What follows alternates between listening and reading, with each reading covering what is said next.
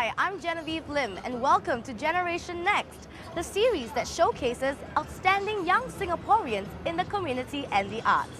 Join me as we cozy up to these talents to find out more about their motivations and goals. We'll even get a feel of what it's like to dwell in their world. Now, if you have similar aspirations, do take note. Who knows, tomorrow you may be taking that first step to pursue your dreams.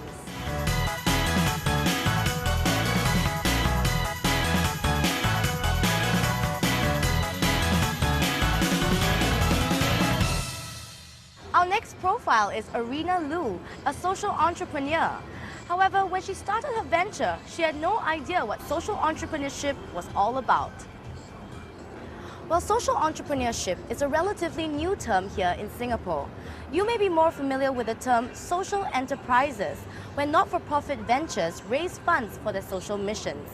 In comparison, social entrepreneurships are businesses that serve particular social needs and use entrepreneurial principles to affect social change. Now let's find out what Arena is trying to change.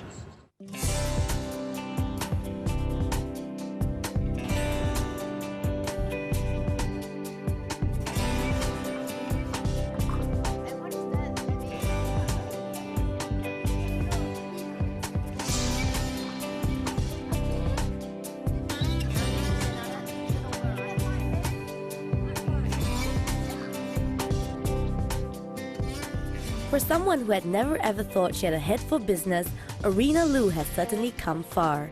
As a social entrepreneur, her efforts to help mainstream students cope with their learning difficulties have earned her the inaugural DHL's Young Entrepreneurs for Sustainability Award and the Spirit of Enterprise Award last year.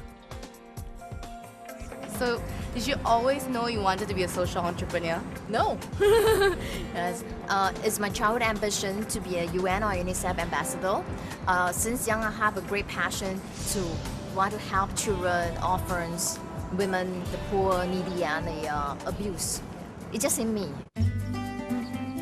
Hello, everybody. Hi. Formerly a teacher with the Ministry of Education, Arena saw that little help was given to many students who were mislabeled as stupid, lazy and naughty. She felt that more often than not, the problems of these children arose from learning difficulties or disabilities. Yeah. Okay, give me a 5. People do not understand, what are the difficulties and how to help them. And I was very frustrated that many of the kids just went for psychology assessments, but no help is being given. In Singapore, there's we only widely known dyslexia and autism, but it's more than that. Some of the kids are not clear-cut cases whereby they have dyslexia or autism. They have a little bit of this and a little bit of that, and there are the difficulties that are not known yet. All they need is just some specialized help for people to understand it, get them help to get intervention, and they can solve in their life and in their studies. I'm somebody who cannot just sit around and grumble philosophically, because I know I can do something to help, because I'm trained in both the mainstream education and also in the specialist skills. So that is whereby I can be the bridge for the children. So what were some of the factors that helped you make the decision to leave your profession? It was more, I want to do something, yes, for the children. And when I see the parents, when they come to us, they are crying, they're frustrated. I know my child is not stupid, but why? Why are they misbehaving? Why are they failing in school? And every time my heart will melt.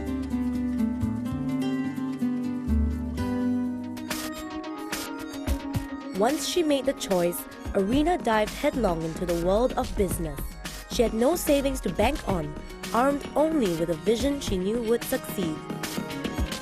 She really struggled, given the fact that she didn't experience, she was a teacher in a safe environment, and now she felt the call to go into the business world, a totally new field, without much experience in the whole business arena. So she was struggling in those arenas, and of course finance in terms of capital was one issue for her, manpower was another, where to start, where to find her location for her company.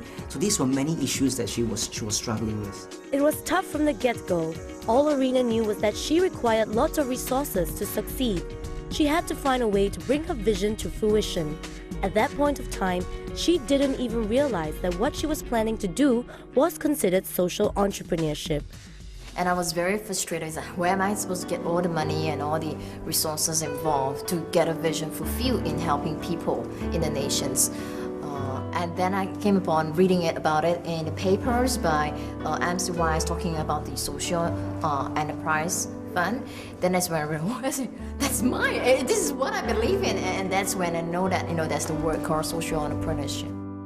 Arena's business is dedicated to help children cope with learning difficulties or moderate forms of learning disabilities, such as dyslexia, autism, and attention deficit disorders. As such, she introduced innovative methodology, combining therapy and academics. She also brought in specialized software, such as bridge aerobics, to help children with auditory processing problems. From the beginning, Arena priced the fees for her business competitively. To her, it is important that her services are made accessible through financial subsidies to children from low-income families. So why do you feel it's your mission in life to help other people? I feel that we are very privileged to be living in a country like Singapore where we have abundance, and no matter how much we complain, money not enough or how little we have, actually we all have something to give. And I thought it's only natural for a human being to reach out to help another. We need to live a life that is beyond ourselves, beyond money, beyond our personal circumstances. I believe it takes a lot of compassion and courage to choose the path of a social entrepreneur. Not many of us who have taken that leap of faith, giving up an iron rice bowl to carve out a career filled with risks and challenges, tears and fears. But for Arena, her decision was already made when she knew she could make a difference. This was a call for action, and she took up on it.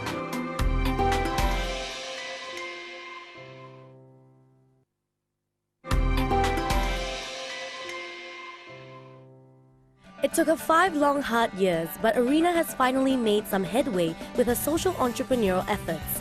Her company is on the right track, and she can finally bring about the third aspect of her venture, to go overseas to help children in dire straits.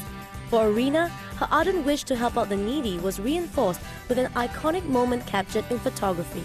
When I was growing up, and I saw this photograph in the papers.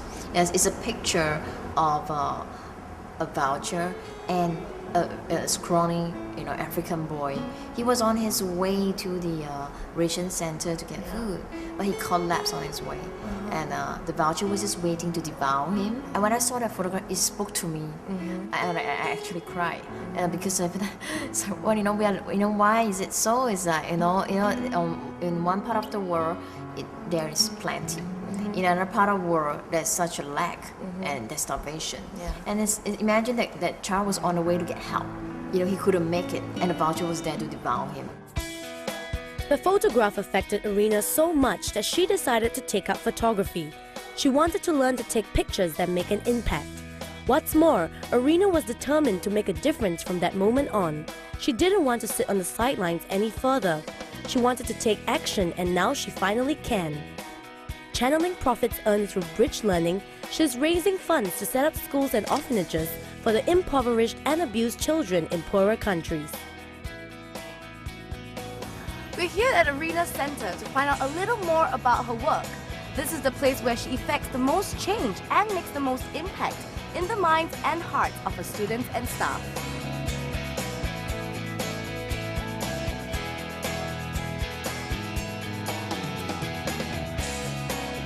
So what is it like working with Arena?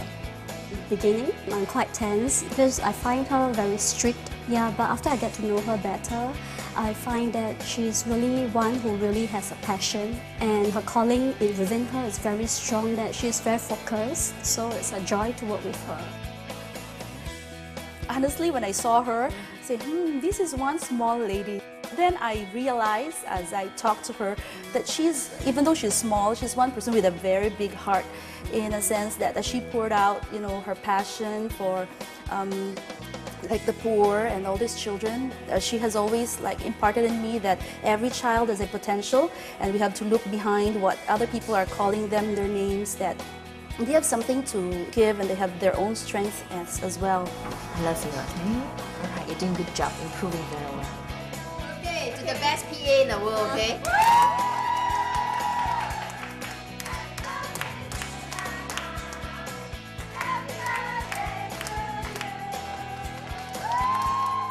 Single and vulnerable. To Arena, her staff is the indispensable key towards realizing her vision. Only with one heart and common goals can they take one step further in helping the needy. We have two core values. One is passion and character. Passion in what we do and truly believing the purpose and the meaning of it. Character is basically having integrity and all the good values and good things that we need to have as a person in going about our work and going about our life and how we treat people.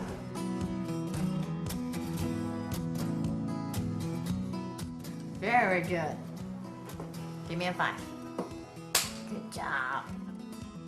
Initially, when I came here first, I was really worried and I don't know what to do. And she told me, we're going to work it out, help each other on improving Justin's behavior. Maria's son Justin has been diagnosed with ADHD, attention deficit and hyperactivity disorder. After having been here for at least 2 years now, I can see Miss Arena really puts everything, her heart, her life actually is here with the kids. I have gone to a lot of centers and I don't receive that kind of warmth. Very good. Crawl down. Be careful. Yes, you can do it. Come next. We don't go out in the mall because once we go out in the mall, he will just run about. You really have to hold him if you want him to stop. At the restaurant, when the food haven't arrived, he will just drum the table, really impatient when the food comes and it's